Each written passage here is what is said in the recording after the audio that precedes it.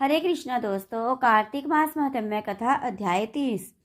कार्तिक मास की कथा करती भव से पार। 30वां अध्याय लिखूं, हुई हरि कृपा अपार। भगवान श्री कृष्ण सत्यभामा से बोले, हे प्रिय, नारद जी के यह वचन सुनकर महाराजा पृथु बहुत आश्चर्यचकित हुए।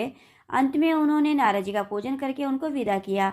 इसीलिए माघ, कार्तिक और एकादशी, यह 3 व्रत मुझे अत्यधिक प्रिय हैं। वनस्पतियों में तुलसी, महीनों में कार्तिक और तिथियों में एकादशी और क्षेत्रों में प्रयाग मुझे बहुत प्रिय है। जो मनुष्य इंद्रियों पर विजय प्राप्त कर इनका सेवन करता है, वह मुझे यज्ञ करने वाले मनुष्य से भी अधिक प्रिय है। जो मनुष्य विधि पूर्वक इनकी सेवा करते हैं, मेरी कृपा से उन्हें समस्त पापों से छुटकारा मिल जाता है।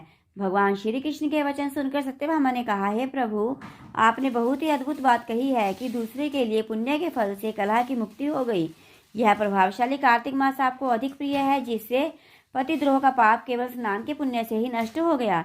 दूसरे मनुष्य द्वारा किया हुआ पुण्य उसके देने से किस प्रकार मिल जाता है, यह आप मुझे बताने की कृपा करें। श्री कृष्ण भगवान बोले, प्रिय, जिस कर्म द्वारा बिना दिया हुआ पुण्य और पाप मिलता है, उसे ध्यानपूर्वक सुनो। सतयुग में देश, ग्राम तथा कुलों को दिया पुण्य या पाप मिलता था, परंतु कलयुग में केवल कर्ता को ही पाप या पुण्य का फल भोगना पड़ता है।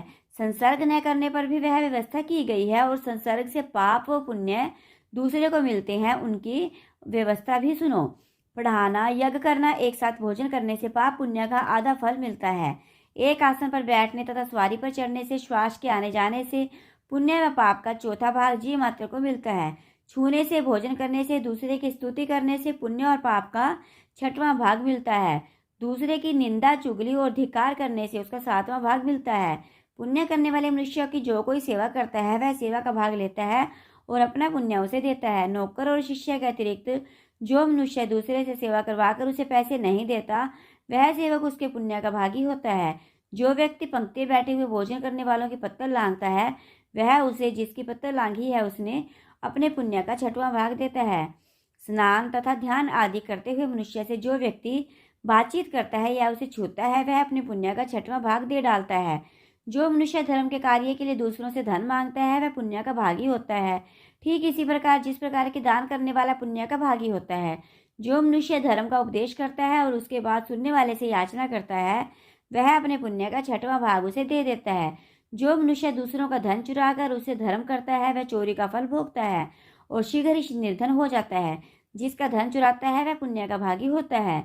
बिना ऋण उतारे जो मनुष्य मृत्यु को प्राप्त हो जाता है, उसको ऋण देने वाले सज्जन पुरुष पुण्य के भागी होते हैं।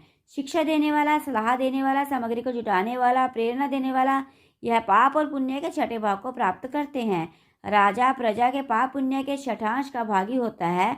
गुरु शिष्यों का, पति पत्नी का, पिता पुत्र का, स्त्री पति के लिए पुण्य का 6ठा भाग पाती है। पति को प्रसन्न करने वाली आज्ञाकारी स्त्री पति के लिए पुण्य का आधा भाग ले लेती है। जो पुण्यात्मा प्राय लोगों को दान करते हैं, वह उनके पुण्य का 6ठा भाग प्राप्त करते हैं। जीविका देने वाला मनुष्य जीविका ग्रहण करने वाले मनुष्य के पुण्य के 6ठे भाग को प्राप्त करता है। इस प्रकार दूसरों के लिए पुण्य अथवा पाप बिना दिए भी दूसरे को मिल सकते हैं, किंतु यह नियम जो कि मैंने बताए हैं, कलयुग में लागू नहीं होते। कलयुग में तो एकमात्र कर्ता को ही अपने पाप व पुण्य का फल भोगना पड़ता है। इस संबंध में एक बहुत बड़ा पुराना इतिहास है, जो कि पवित्र भी है और बुद्धि प्रदान करने वाला भी है। सुनेंगे 31वें अध्याय में। तो दोस्तों, कैसी लगी आपको मेरी ये कथा? अगर अच्छी लगी तो प्लीज़ वीडियो को लाइक करें, चैनल को सब्सक्राइब करें, वीडियो को अपनी सभी फ्रेंड्स के साथ शेयर करें और हर पल हर क्षण करें हरे कृष्ण कृष्ण कृष्ण हरे हरे, हरे राम राम राम हरे हरे।